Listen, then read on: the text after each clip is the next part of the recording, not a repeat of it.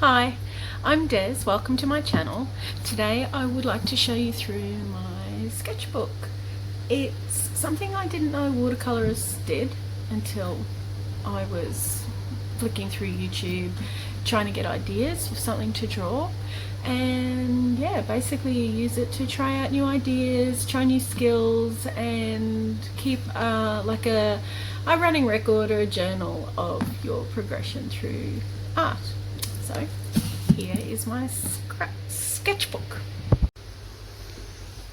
This is my sketchbook, the one I've been using for practicing my art, and it is the sweetest paper. It's from India and it's handmade, 100% cotton. I think it's 185 grams or 220. I can't remember, I threw the label away. But anyway, it's super cute. And I love the way the paint reacts. I didn't at first because I didn't understand, but now I do. So basically the first thing I learned to paint in watercolor was a peach.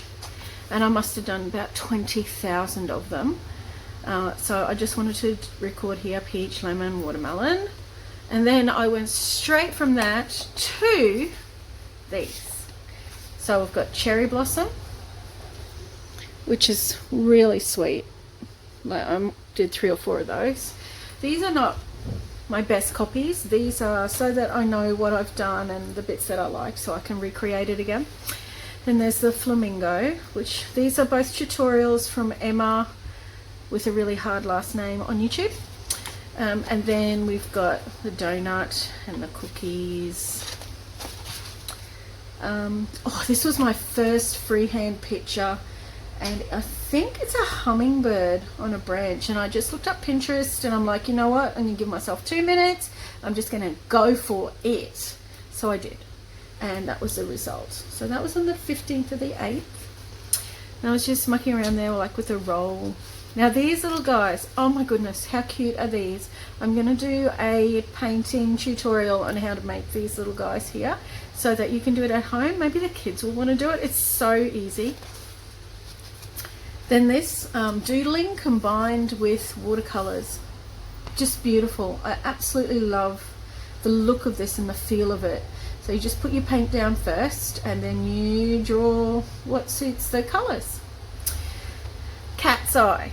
Now I did a Skillshare class on drawing eyes, and I've got 3 whole pages full of just eyes, and for this one we used a water brush which has water in the end of it, and it works.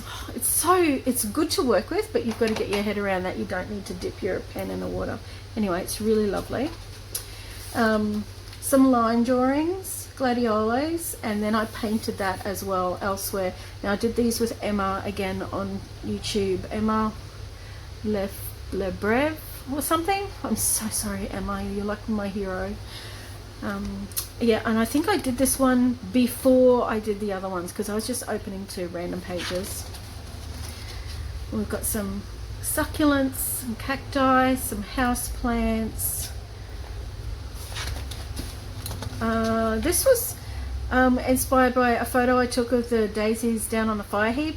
Daisies, the little weird thingies. I thought I'd have a go at painting. So this is the first time I tried painting something without a tutorial to influence me or guide me. So that was the 25th of the 8th.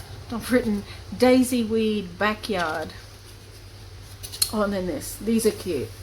These are cute as well with the doodling over the top. The popsicles, or icy poles as we call them in Australia. I've got so many sheets of these because they were just fun to do. It's really relaxing, just painting the colors in, putting a darker shade in, putting in the paddle pop stick. Really relaxing. Some more doodling over the top of the painting. I think we did the lines first and then dropped the paint in. That was the 28th of the 8th, the 30th of the 8th. Okay, this cat, I did another one of these which turned out really good, if I do say so myself. But this kitty, how cute is it? This is the Japanese guy that I follow on YouTube, and his name is Sir something. I just call him Sensei. Not that he can hear me. Well, anyway. So some more doodling. A koi fish. Just some more doodling with coloured pens. I don't really like the coloured pens. I feel like I'm a 13-year-old me again, and I don't really like that feel.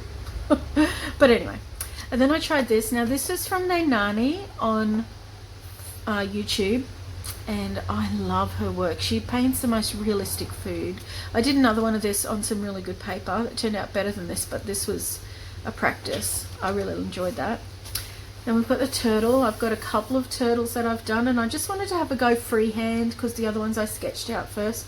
So I just freehanded this little guy.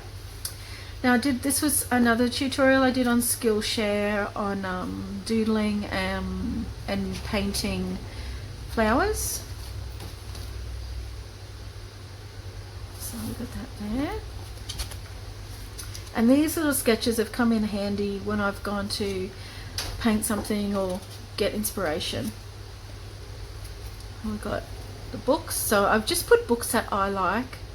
And a couple for my husband. So I've got Atomic Bomb, DIY, Eat for Love, Cars, Bikes, Boats, Is Your Cat Plotting to Kill You, Why Dogs Are Fun, Falling Apart, Best Dinners, Tolstoy, Horse Care, Star Trek Logbook, Voyager, The 10 Hottest Captains on Star Trek, obviously, The Joy of Sleep, because that's not a real thing in my life, The Princess Bride, best book ever, Giants, Poisons Made Easy, and Fencing. All taken, those themes all taken from The Princess Bride. Cat Life, books, books, books, books, books. When I was a kid, I always thought I would have a antique bookstore. Yeah. Sunflower vase. I find it really hard to see perspective when I'm painting, so I have to practice a lot. And eventually I go, oh, there it is, I see it. You know, like when you squint your eyes at those magic 3D pictures? And I like this one because it's from the bottom of the ocean looking up towards the light. Oh, it's really pretty. And I really love her as well, just that outline. These were inspirations taken from YouTube again. A sunset.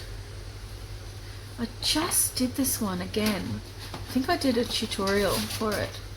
Anyway, that's the one I did again. Oh my god. My tweet. My weirdo rooster, I put his eye too far forward and moved it back, and then I'm like, meh, probably shouldn't have freehanded this guy. But anyway.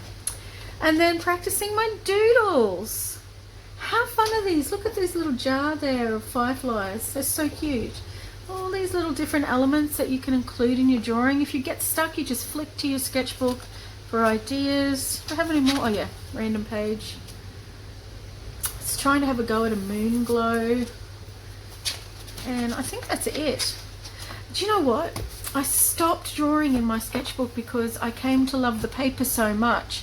And I Googled the company. And with the COVID, they stopped producing, and I'm like, oh my god, what if I can never get this paper again? So I haven't continued in this book, and I won't until I can be sure I can get another book.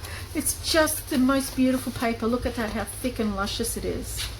Just the way the paint soaks into it. Anyway, so there you go, there's my little sketchbook tour. Hope you enjoyed that. I hope it inspires you, and you can see that everything takes lots and lots and lots of practice.